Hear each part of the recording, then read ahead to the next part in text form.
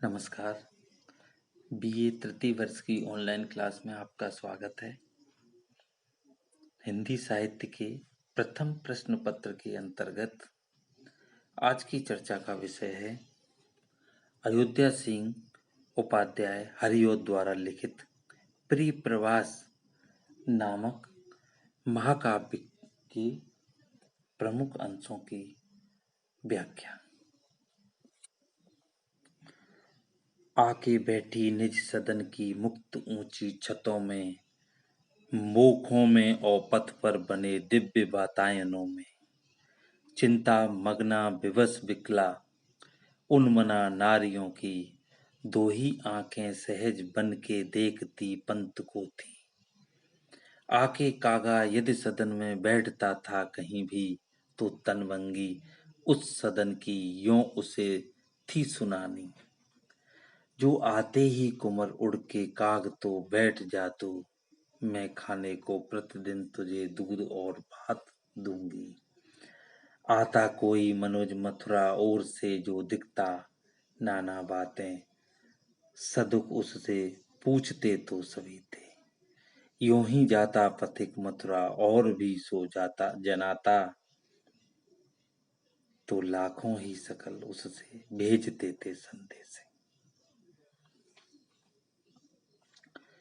प्रस्तुत काव्यांश के माध्यम से कवि अयोध्या सिंह उपाध्याय हरिओद ने प्रिय प्रवास के छठे सरक के माध्यम से मंदाक्रांता छंद से यह अंश अवतरित है। भगवान श्री कृष्ण और बलराम जब ब्रज छोड़ करके मथुरा चले गए थे, तो बेसहारा स्त्रियां घरों के झरोकों में बैठकर भगवान श्री कृष्ण के आने की बाट जोहती हैं। तो कोई कोए से भगवान श्री कृष्ण के आने के बारे में पूछती हैं। यदि कोई व्यक्ति मथुरा की ओर से जाता दिखाई देता है, तो उससे कृष्ण के बारे में पूछती हैं। और कोई मथुरा जाता है, तो कृष्ण के नाम अनेक संदेश भिजवाया करती थी। इस कवित्व के माध्यम से कवि ने भारतीय समाज की एक जो संदेश की परंपरा थी, उस संदेश की परंपरा को स्पष्ट करने की चेष्टा की है, जिसमें सिर्फ पथिकों को ही संदेश का माध्यम नहीं माना है, बल्कि कोए को भी संदेश भाग के रूप में भारतीय समाज ने स्वीकार किया है। कवि हरिओद जी कहते हैं कि भगवान श्री कृष्ण के मथुरा से न लौटने पर ब्रज की स्त्रियां अत्यंत खिन्न और परेशान हैं। उनकी चिंता बढ़ती जा रही है। वो अनेक तरह से नए नए प्रश्न उनके मन में जागृत हो रहे, बेचैनी बढ़ती है। वे अपने अपने घरों की ऊंची ऊंची छतों पर आकर बैठ जाया करती थी। रास्ते की ओर बने ऊंचे झरोकों में से आने और जाने वालों को देखती रहती थी। उनमें अपने प्रिय श्री कृष्ण को तलाशती थी। अर्थात यहाँ यह कहा जा सकता है कि उनके मन से ये भाव विलगत नहीं होता कि भगवान श्री कृष्ण अब ब्रज में वापस नहीं लौटेंगे। उन्हें मन से लगता था कि हो न हो भगवान श्री कृष्ण जिस रास्ते से गए उसी रास्ते से कभी भी लौट कर आ सकते हैं। इसीलिए वो उन्हें एक टक भाव से उन झरोकों में से निहारती रहती थी, देखा करती थी। ब्रज की नारियां श्री कृष्ण को लेकर चिंतायुक्त और बेचैन रहा करती थी। कहने के लिए उनकी दो आंखें थीं, किंतु उनकी यही दो आंखें हजार आंखें बनकर उस मार्ग को निहारती रहती थी। यह भी कहा जा सकता है कि ब्रज की गोपियां एकटक राह देखकर अपने प्रिय के आने की प्रतीक्षा किया करते थे। यदि कहीं से कोई कौवा आकर घर में बैठ जाता तो पतली कमर और पतली गर्दन वाली स्त्रियां, जिन्हें हम तनवंगी स्त्रियां कहते हैं, वो तनवंगी स्त्रियां उस कौए को यह कहकर सुनाती कि हे कौए, यदि भगवान श्री कृष्ण और बलराम मथुरा से ब्रज आ रहे हो तो तू उड़कर बैठ जा।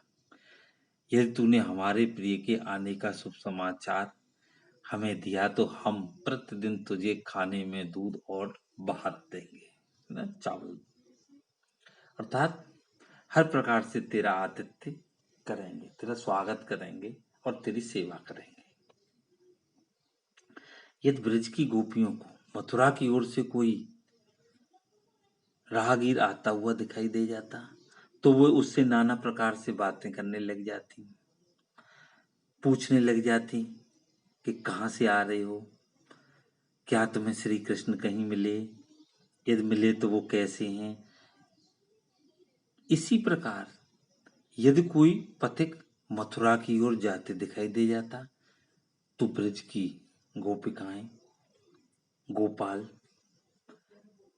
लाखों संदेश हैं श्री कृष्ण के नाम भेजते कि अरे भाई तुम मथुरा जा रहे हो तो हमारे भगवान श्री कृष्ण को ये मैसेज, ये संदेश देना कि ब्रज में गोपिकाएं अत्यंत चिंतातुर हैं, परेशान हैं और बेचैन हैं। आपके वियोग में वो अनेक प्रकार के प्रश्न उनके मन में जागृत हो रहे हैं और ऐसी स्थिति में आप जल्दी से लौट करके ब्रज जाइए। अर्थात कहने का संदेश भाग की परंपरा का चलन था। इस अवतरण के माध्यम से कवि ने न केवल ब्रजवासियों की वियोगावस्था का चित्रण किया है बल्कि भारतीय समाज में जो संदेश भाग का स्थान था उसे भी महत्वपूर्ण रूप में स्वीकार किया है। विशेष की दृष्टि से हम देखते हैं तो हरियोत जी ने श्री कृष्ण के वियोग में ब्रज के स्त्री पुरुषों की यथार्थ स्थिति का अंकन किया है जो कि बड़ा ही मार्मिक और सटीक है। उनके पास भगवान श्री कृष्ण की सिर्फ यादें बाकी हैं, स्मृतियां ही शेष बची हुई हैं। अब भगवान श्री कृष्ण लौट करके आएंगे या नहीं आएंगे ये भी जिज्ञासा विराजमान है, जिसका चित्रण कवि ने बड़े ही यथार्थ रूप में किया है। वियोग श्रृंगार का प्रयोग संपूर्ण कवित्व में देखा जा सकता है। भाषा की दृष्टि से हम देखते हैं तो कवि ने तत्सम शब्दों के साथ साथ तद्भव शब्दों का भी प्रयोग बहुत ही चतुराई के साथ प्रस्तुत किया है।